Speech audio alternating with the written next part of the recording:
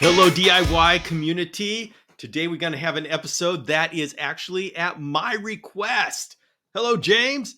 Hey, Bill, how's it going? It's going great because we're getting to do this episode. And of course, everybody's asking, Bill, what in the world could you be requesting? I'll tell you what I've been requesting.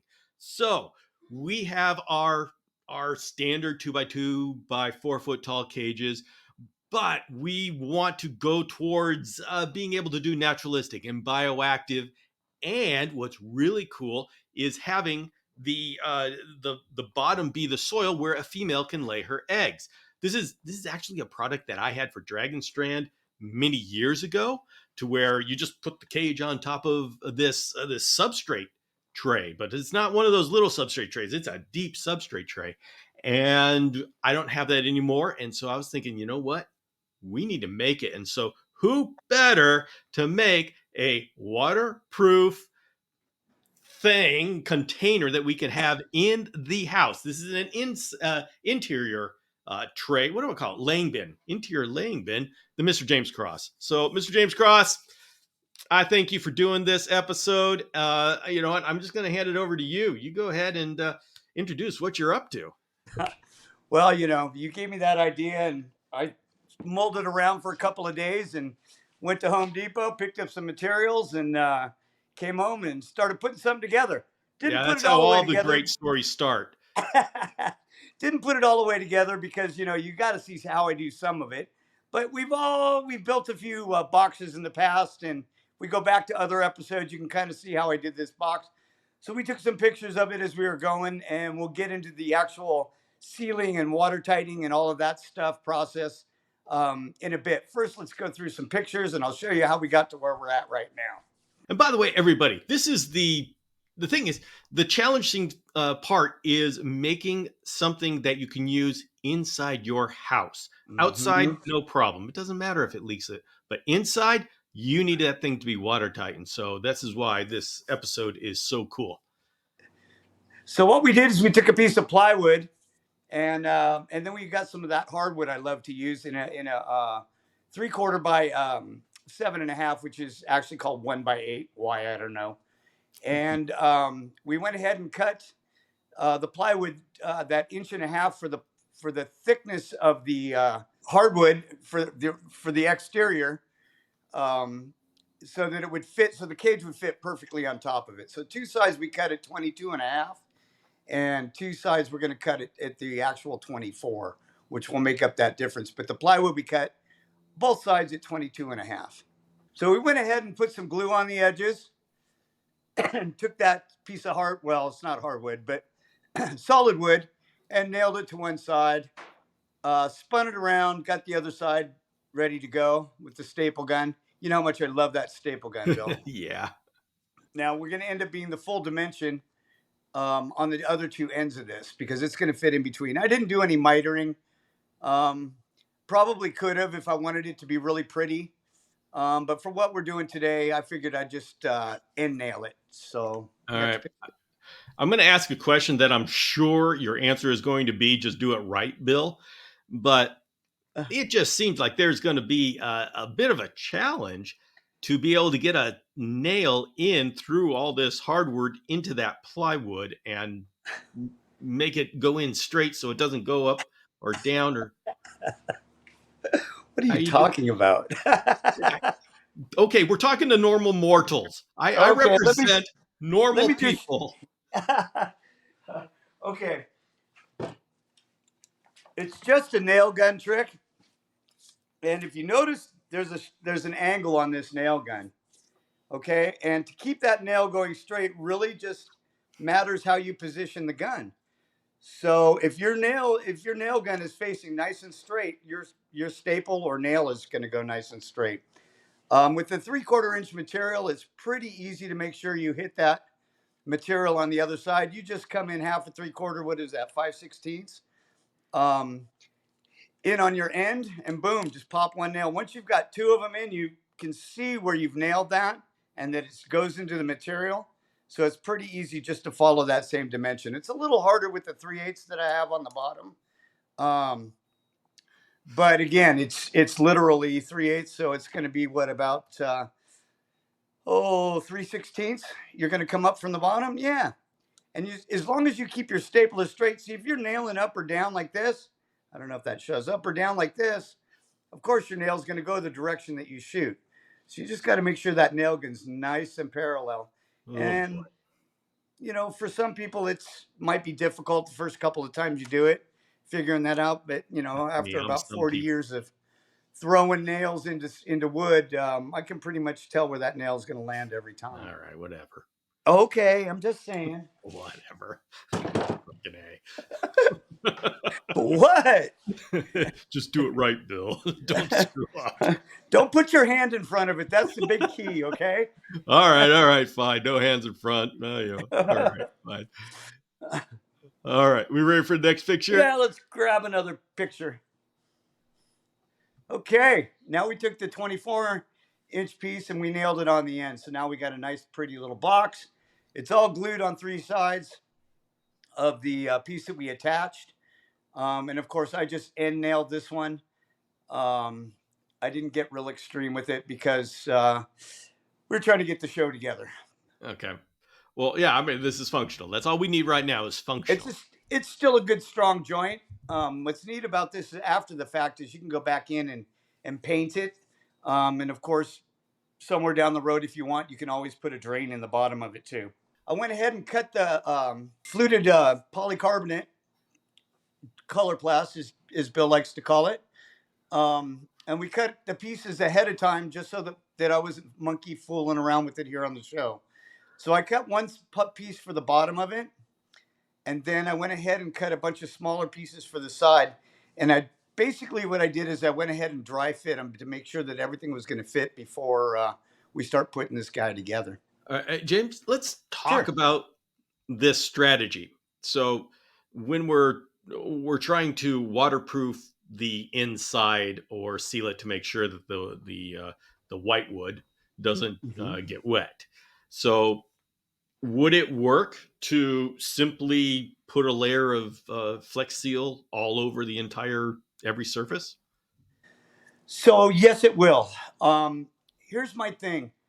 I have built many, many cages. I have not had any of my cages fail.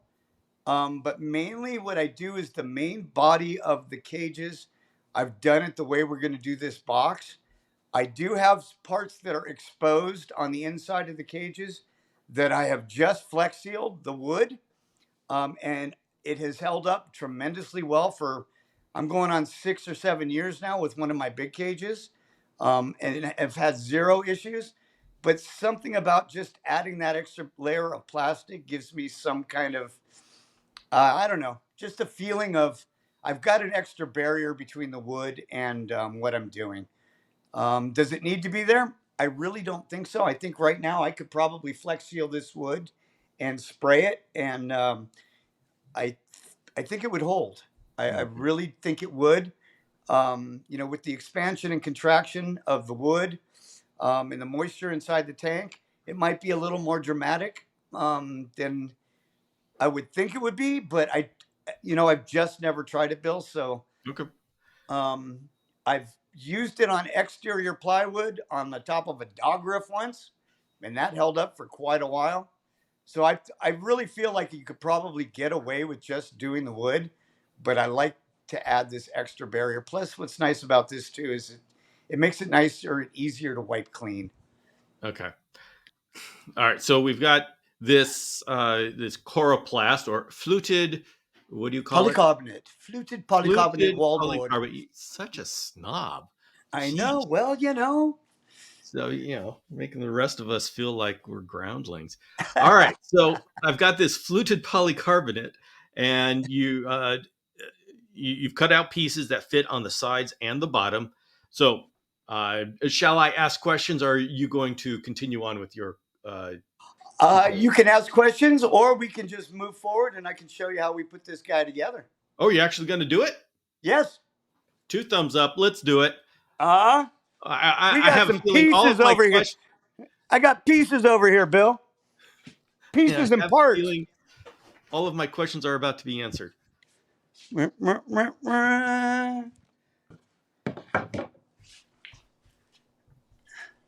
I can see myself. How's that? Perfect. So here's the box. Looks Bottom, beautiful.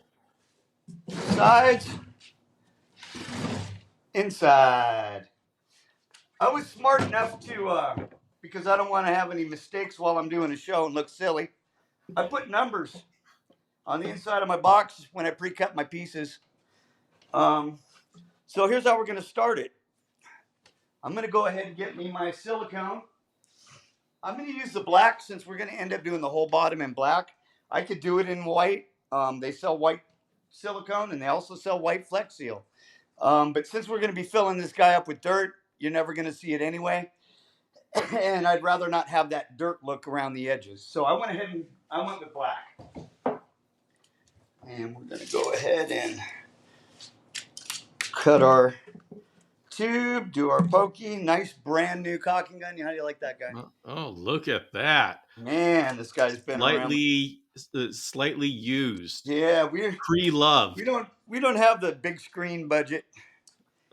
Okay. So basically what I'm going to do is just come in here. Oops. You get that pokey, didn't work.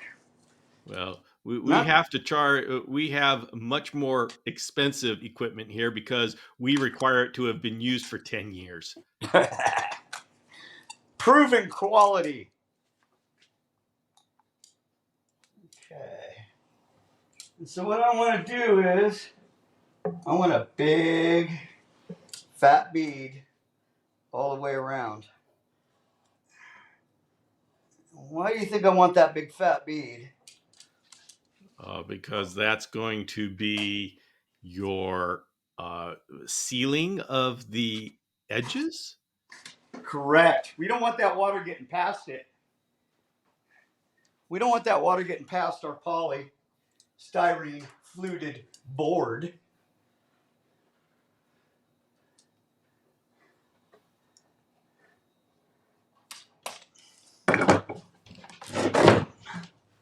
Bingo, just like so. Okay, so we got a big fat bead around there. We're going to go ahead and take our fluted polystyrene. We're going to put it right in the box. You got to have your little pinky finger up when you say that. Okay. And usually I like to see it ooze up just a little bit out of there. And I'm kind of seeing that enough to give me solace. Okay. So we stuck our polystyrene board in there like so. Okay. Okay, now I should have probably put some in the middle if I'm going to put a drain in this. Because just in case that drain area has some weepage, which it won't, but it's more of a maybe a longevity thing. Somewhere down the road, it might leak a little bit. I really haven't had any problems, so I can't speak to that. The next thing I did, so I went ahead and numbered these guys. Some of them are clean. Okay. And we're going to go ahead and do the same thing with that bead along the three sides here.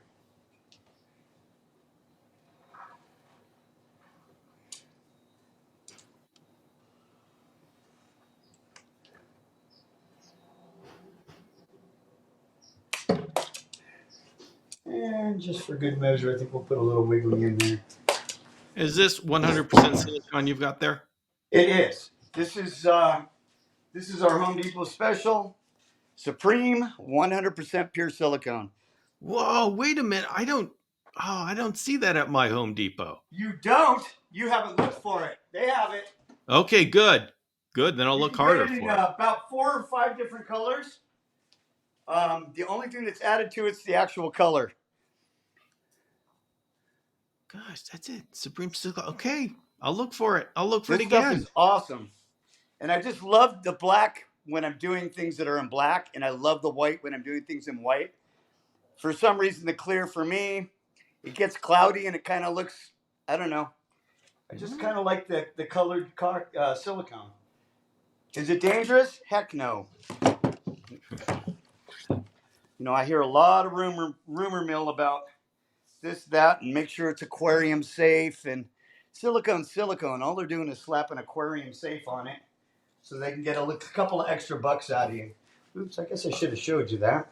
Can we see what's going on there? Okay, Yeah, I put that big.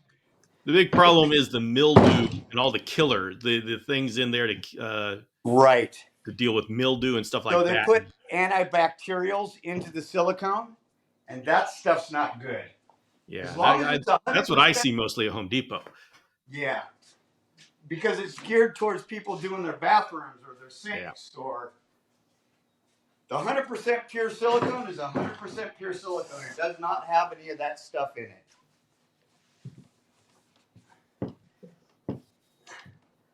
Brings me back to my youth doing aquariums. You built your own aquariums? I did for a little while, yes. Of course, we did them out of wood frames with still using the small glass because I couldn't afford that expensive glass. But we would build wood frames and then buy the glass to fit the frames. Okay. Do the same on all three sides. Big fat bead.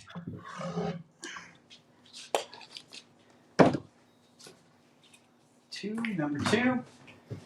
Number two. Oh, that's the wrong way for number two. Oh. Went that way. I was fortunate enough that my plywood had a little bit of a warp in it from sitting. So it did give me a concave bottom that I was kind of looking for without having to do it, which is a trick I'll show you in another episode when we make some tray bottoms for underneath the cages. All right. I think I'm going to be building you some, Bill. Ooh. We got to get them baby cages ready, I think. That sounds promising. Okay. One more side. I'm not being super worried about how neatly I put it on like I always do usually, because we know it's going to get covered in dirt. And last but not least, just want to make sure that bottom one really gets the extra caulking in it, because pressure will be pushing down, and that's where a lot of the water is going to want to weep out if it ever fails. Been pretty lucky. I've had 0 failures. Okay? All right, looks good. Isn't that crazy? Okay. I think the average Joe could do this pretty easy. I think so. The next thing I'm going to do is just come back in here and give one more squirt into all of the cracks and joints. And we're going to do what I call fingering it. Because if you don't squeeze it with your finger, it won't bond properly. I have thought, God, that's such a perfect caulk joint, I'm just going to leave it. But I don't know why, but that seems to let loose. So now I always run my finger over the top of it after I put it in place. And if we want to be real careful, you can remember a previous episode where I showed you how to use tape. And it makes it nice and clean if you're trying to put a real nice clean bead on there.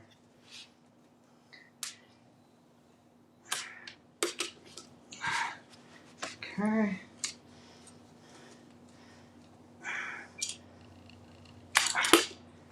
One more right there.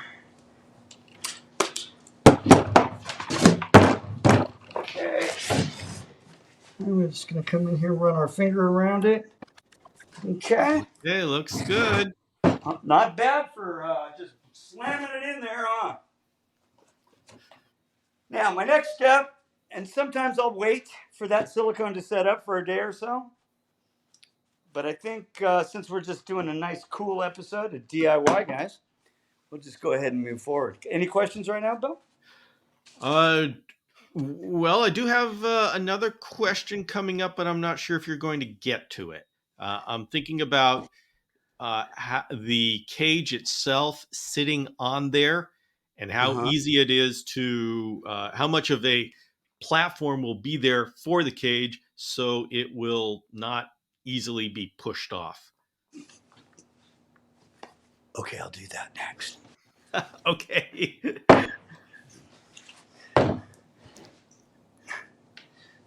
Kind of I had figured I this. may I be had this. reading ahead.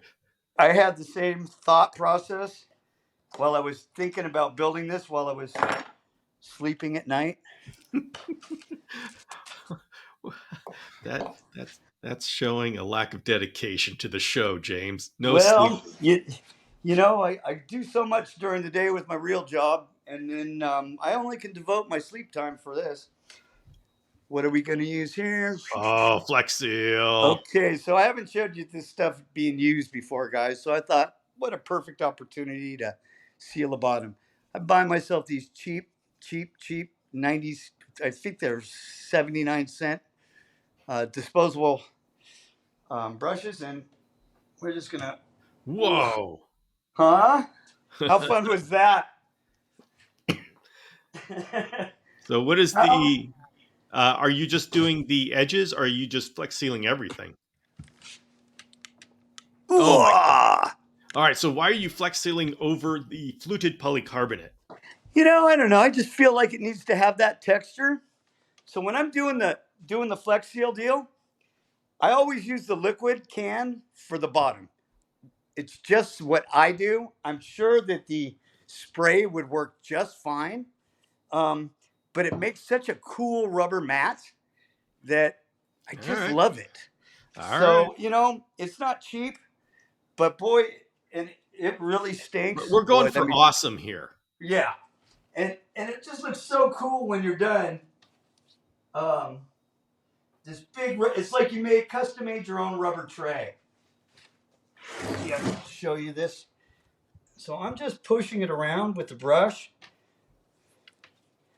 How long is it going to take before it It won't be seals? dry today, Bill. Oh wow. I But You know what? I'm gonna go and this weekend I'm gonna get some Flex Seal. I'm gonna play with it. yeah, you just got to Flex Seal something. Yeah. My good friend Steve Hefner, Yeah. he I know Flex that guy. Sealed the bottom of his bench legs. He bought a picnic table and he put Flex Seal on the legs so that they would last longer sitting in the grass. Okay. Turned out awesome. It actually looked really cool. It looked like he dipped his bench in rubber. And really, that's what this stuff ends up being when you're done is a rubber mat.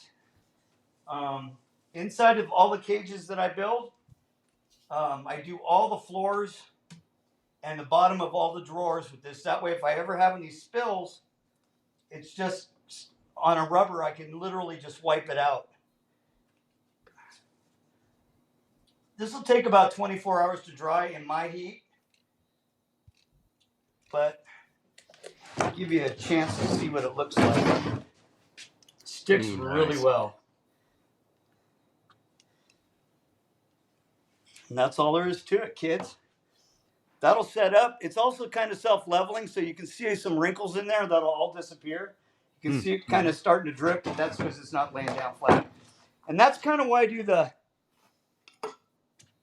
um, liquid on the bottom, because it just doesn't do well on the walls. Grab one more rag here, kids. So would you do the spray on the walls? That's what we're going to do next. All Yeah. right. So you know what? Bill, just be patient. It's okay. It's okay. Okay, so when I'm doing the walls, I like to use the spray because it sticks better. I can put thin layers on it. Um, when I'm doing the inside of a big cage, I'll put 4 or 5 layers of this on until I'm sure it's good and thick. The farther away you pull it, the smoother the coat is, the closer up you are. It tends to get a little bit more pockmarky. So it's something you can play with. Um, I like a little bit of texture. Not sure why. I just think it looks cooler. And then a lot of times what I'll do is I'll put this on first, and then I'll do my foam, spray foam Art Deco, and then paint it, and then shoot everything with Flex Seal Clear. Okay. And that's how I make my wood cages that are waterproof. Okay, so I'm going to do this just because I don't want a bunch of overspray on the outside. Should take me a second. Tell I've never taped anything off before. So you're taping it so the tape sticks up. Yes, I want it above the top. That way when I spray, if it goes over the top, it's not going to get on my face, because I'm thinking down the road here, I'm going to put a real nice coat of satin black on the outside of it to make it all contrast together. It'll make this part kind of disappear. Plus, I don't want it all over my garage. Yeah. Okay. So I just got one layer. I'm pretty handy dandy and accurate with it. I hope we're being filmed. I hope I don't screw up and like I did last time, I put the fan on upside down. Well, I told everybody you meant to do that just to demonstrate. Oh, you got my back always, Bill. That's right. Can we see the inside of that? Having troubles, but yeah, there we go. Oh yeah, oh yeah. Let's do that. I need to do this just for the fun of it. This looks like a fun project.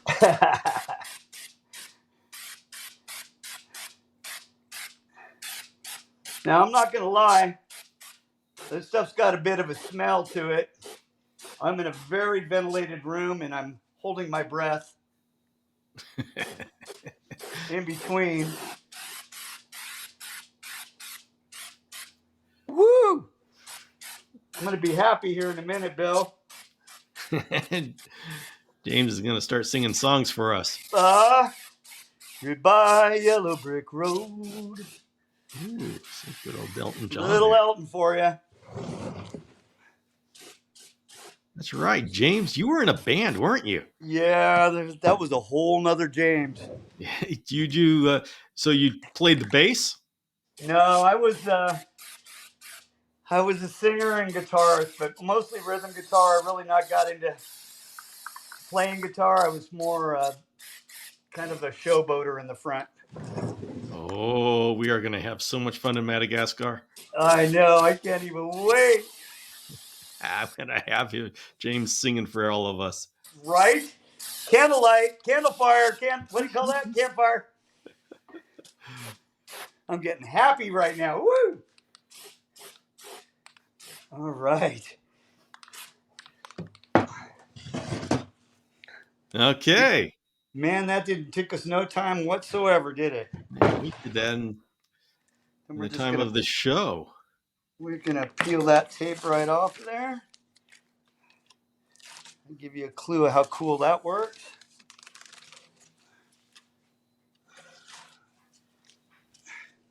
Gives me a nice rubber edge all the way around. Nice and clean. The reason I did that is because it's going to depend on you. I'm not going to want to put my cage in permanently. I'm going to want to be able to take that cage off the top. But if you don't want to do that and you just want to make it a permanent fixture, I would suggest definitely putting a big fat bead of silicone before you set your cage on top of it. So what I'm doing here is I split this piece of 1x3 in half. I put a line down the middle of it. And I'm going to put those on two sides. The part where Bill was talking about, he wants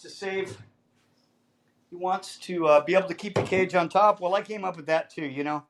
We could set that cage on top of there, and there's enough lip that I can go around the inside and put a couple of holes. And we could screw that guy right down to the top of it and be done. Okay, that's how I do it on my planter box cages. But we don't. Where are we at? Could we Could we make the fluted polycarbonate like half an inch taller? And as long as we measured it out correctly, that would be on the inside of the bottom frame.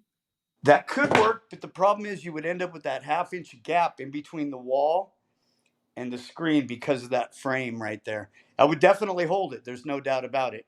Is there Yeah, but we, strength? we don't want water to get in there. Is there strength in that? Well, no, I think the problem is making sure that it's sealed so the water doesn't get between the polycarbonate and the wood.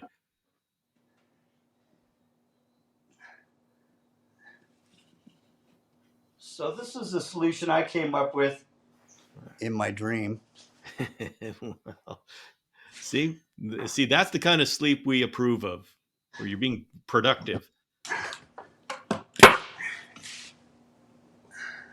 Dang, those nail guns are just useful. That is so easy. Of course, we're not giving it proper drying time, so it's all over my fingers.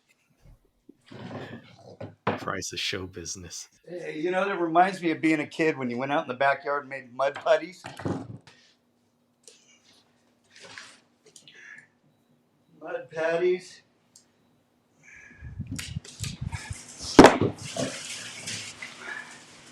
So again, I just put a line. What I'm doing is following the top edge of this guy, and I'm putting that line right to it. The nice thing about that adhesive, it's fairly sticky, so it's already kind of holding me in place. And of course, I did pre-cut all of this material.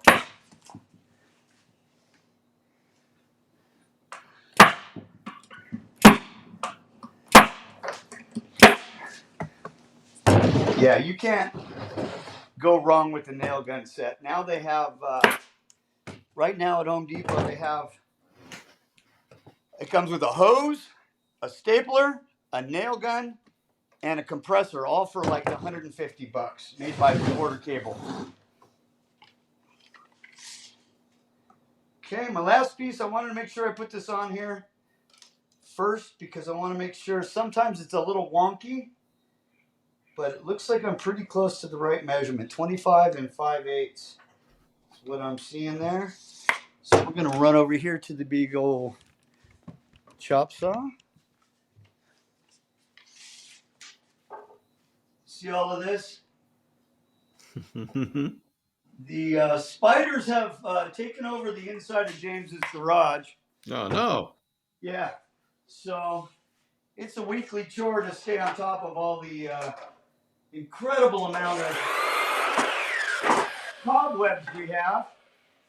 And I think part of the reason is because I keep the grasshoppers and crickets and roaches in here, and the spiders get free lunch on any Yeah, escapee. yeah.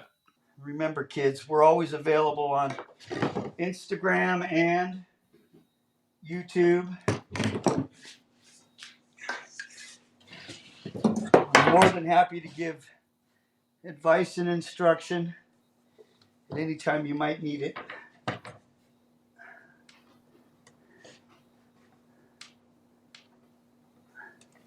Okay, I'm going to go ahead and put that mark on here.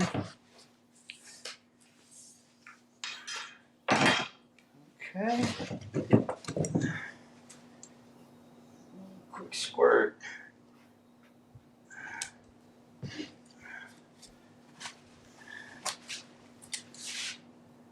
And I want one on here because now what I've done is I've locked that box in. I don't know if you could see that still, but my first board went through and this one butts into it. This one goes past now, and this one will go over the top of it. So I'm actually locking this corner in too, just in case. Not that I think we're going to have enough substrate inside of this box to cause any pressure issues. If we were building a big one like we do with our outdoor cages that are box cages, we have a lot more pressure on those. That's why we like to use those big giant screws. Okay.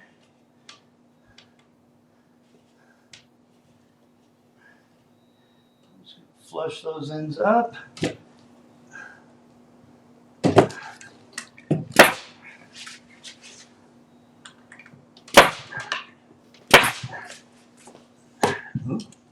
think something. Guess what happened, Bill? Are you out of nails? I am Ah, right here on television. Let's try this again.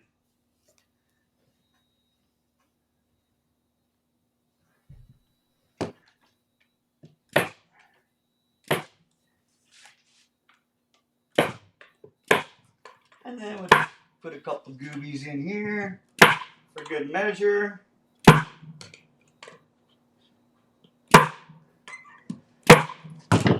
My goodness.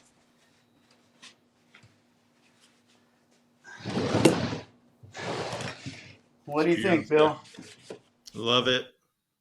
Huh? And I think what we got here is a planter box for the inside of your house. Nice. Huh? Now I'll give. Oh, okay, I'll wait till the end. I'm going to give Okay. guides as to how to use this. But Okay. We're going to let do me one know more when we're thing. done. Just put the cage on top of it. Now, if I was you and I was going to make this guy permanent, which is totally feasible, I would squirt me a big fat bead of silicone all the way around this outside edge before I set my cage in place. That's going to give me a seal. And I would even run maybe 2 beads in here. And the reason being is once that cage sits on top of it, now I've created a seal in here. There's nowhere for the water to go anymore. With our fluted walls, our fluted sides, and our fluted tops, everything's pretty much sealed.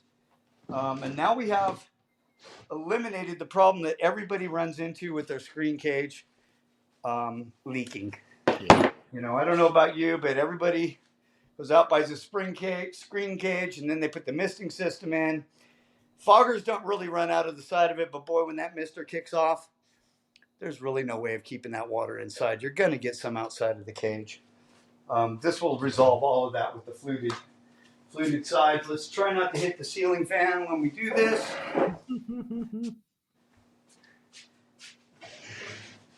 Here's the cage we made the week before last. We have an open bottom.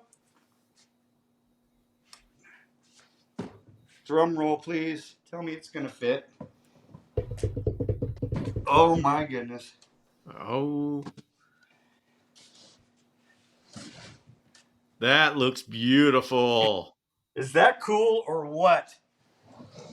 It's got a little bit of character.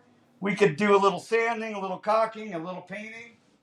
But there's our rough cage in the hole. We still have it made set up so we can drop our cool little front door to allow our air in and out. Still gives me that space. We still have total access to our cage here to work on the inside. We want to, we know we got babies in there. We can pull this guy off and get to the inside of the bottom of the cage. Our doors still work fine. So we now have a completely waterproof with a substrate bottom that we can Wonderful. use some kind of bio on. What do you think of that guy? I like it. Huh? All right. Did I solve the problem you wanted to see, Bill? It sure did. Huh? All Now right, I have folks. a bin What? and substrate tray. No.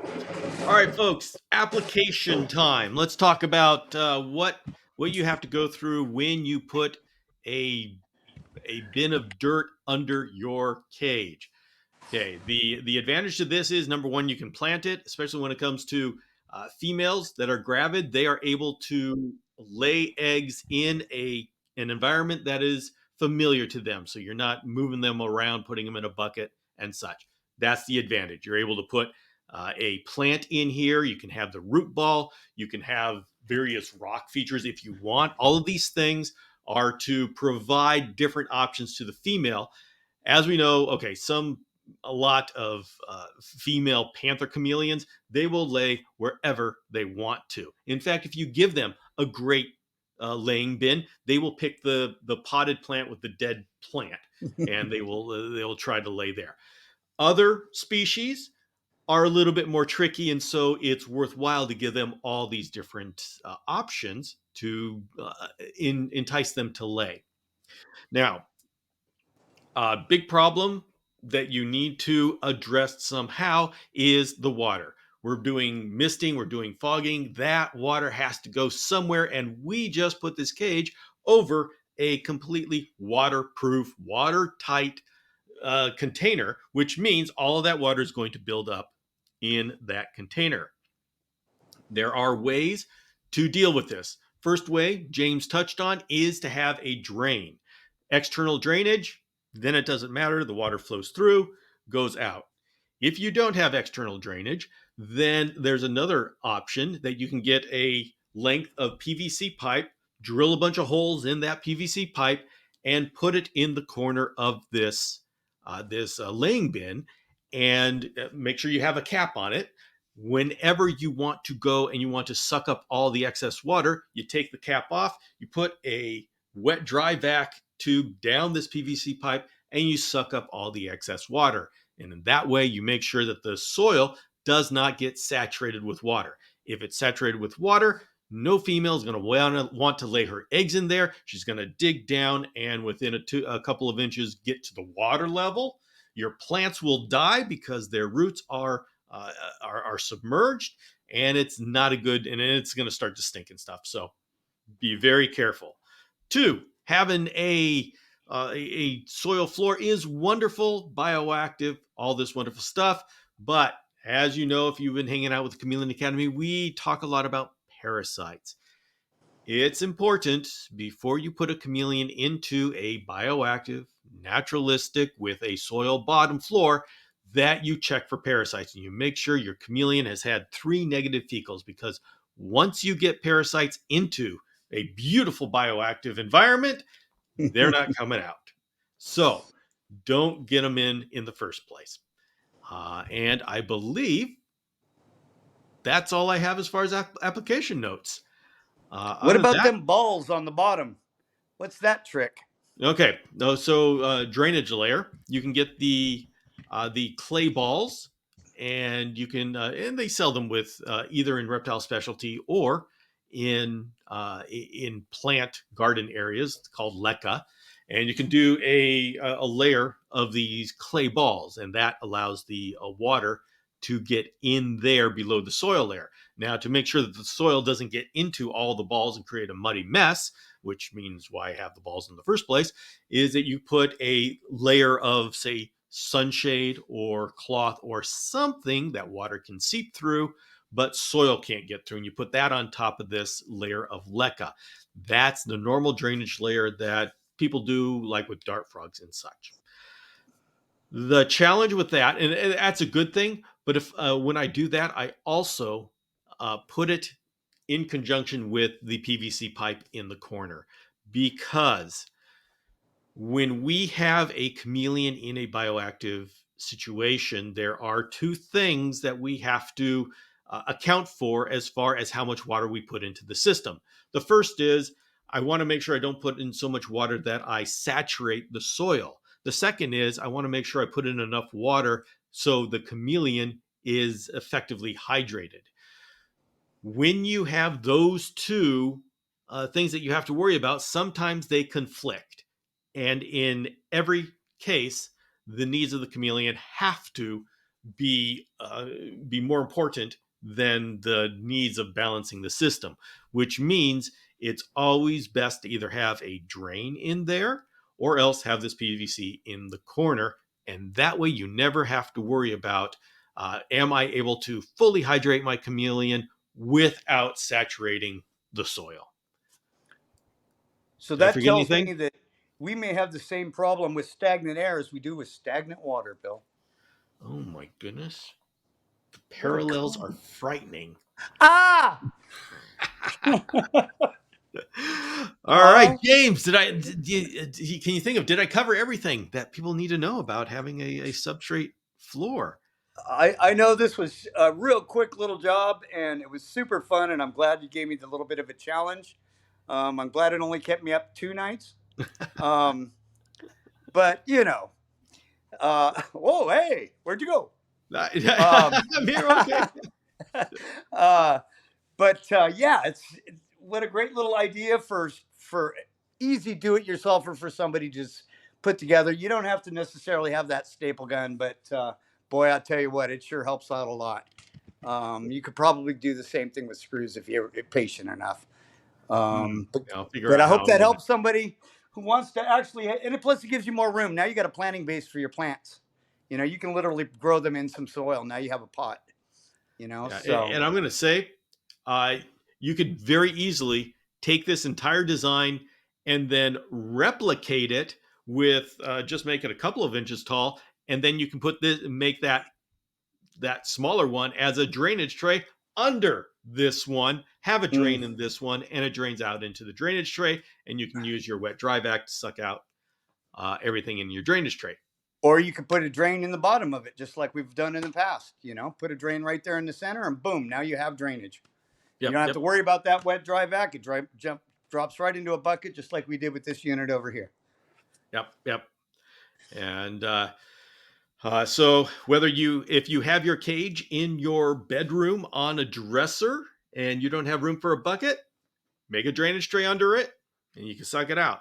If you have the Mm-hmm. opportunity to create, like, say, a corner unit, then go back into the issues where James showed us how to make a cabinet that holds that drainage bucket as well as your Mr. Bucket and Fogger bucket. Oh my goodness, James, we have done this for what is, I think this is 27 episodes. We have Wow, can you gone believe over that? so many projects. This is so cool. I think what we should do is we should have people just start at episode 1 and say Uh when you get to episode 50, well then you're ready for a chameleon. huh. ah, yeah. I hope we helped a lot of people. It seems like this has reached farther than I ever imagined. I can't even believe that this started out just as two guys talking about Yeah, it, and here we are, 27 episodes later. yeah. And I By just episode 50, we're going to be building a greenhouse. right. That's right. That's in the future, but we got to get sponsors by then, boy. Let me tell Yeah, you. that's right. Anybody want to sponsor us? Because Oh, man, this is eating up all my extra freaking fun money. Anyway, you guys, so glad you could come. Great episode, Bill, and look forward to a bunch more. okay. You know what, James? Anything that we need to share as we say goodbye to people? Have fun with it. Go out there and make mistakes, enjoy yourself, and just build it. Excellent. All right, everybody. We'll see you. Sheesh. All right. We're